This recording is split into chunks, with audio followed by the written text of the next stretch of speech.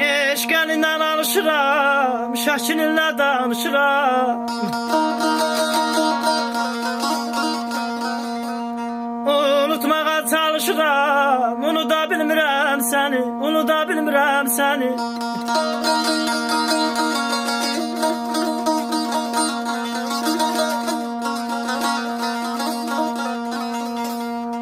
Qəmli nəğmələr oxuma, qəlbimə qəmlər toxuma.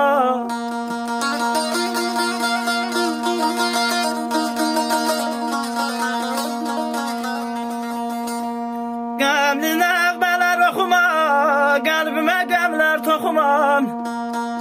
Hərdən gəlirsən yuxuma, unuda bilmirəm səni, unuda bilmirəm səni, səni.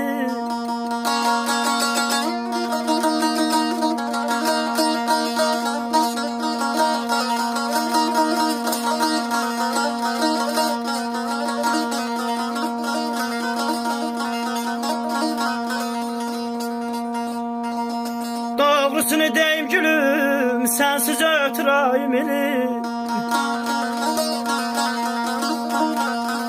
Verir mənə yazaq sülüm, verir mənə yazaq sülüm. Unuda bilmirəm səni, unuda bilmirəm səni, səni.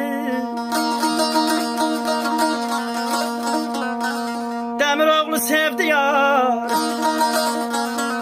xəyalımda cavan qalar. Səni neçə xatirəm var yar, səni neçə xatirəm var.